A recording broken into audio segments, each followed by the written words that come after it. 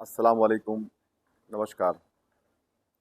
मैं मुमरा कौसा की आवाम से ये अपील करता हूँ, कल इंशाअल्लाह ताला जुमा की नमाज के बाद आप तमाम लोग रोड पर आएँ और जिस तरीके से हमारे सीनियर सहाफ़ी,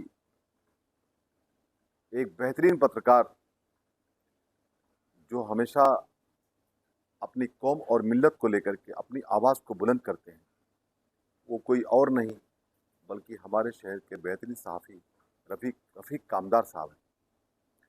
रफ़ीक कामदार साहब को लेकर के जो तड़ीपारी की एक नोटिस जारी की गई है, हम उसके लिए कमिश्नर साहब से ये अपील करते हैं कि सर, आप इस नोटिस को, हम सब की अपील से सर आप इसको रिटर्न ले लें, इसको बैक कर दें।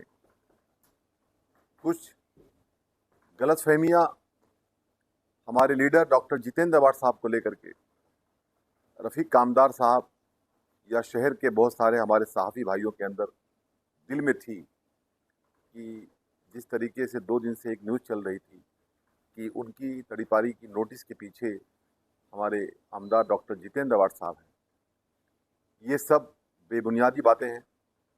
मैं इस बात का खंडन करता हूँ एज ए पार्टी प्रेसिडेंट, क्योंकि मैंने खुद जब ये न्यूज़ आई तो मैंने डॉक्टर जितेंद्र अवार्ड साहब से इसके ताल्लुक़ से बात किया।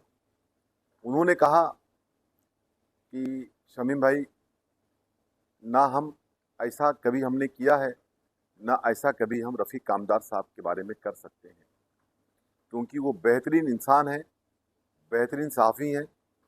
बाकी जो बातें हमारे सहाफ़ी भाइयों ने कहा कि कुछ नाराज़गियाँ, हमारे जो भी दौरा था नाले सफाई को लेकर के या प्रभाग समिति के अंदर जो डिस्कस हुआ, तो रफ़ीक कामदार साहब तो क्या ऐसी ऐसी पहली बार तो नहीं किया उन्होंने।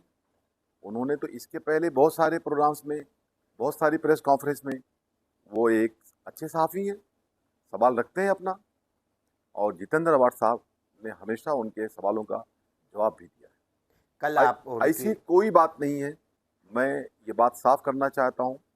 और आज हमारे नेता डॉक्टर जितेंद्र अवार्ड साहब ने खुद रफ़ीक कामदार साहब से बात किया और उन्होंने अपनी बातों को वाज़ेह किया कि मैं आपके साथ हूँ, यानी डॉक्टर जितेंद्र अवार्ड साहब और पूरी पार्टी, पूरी आवाम आपके साथ है।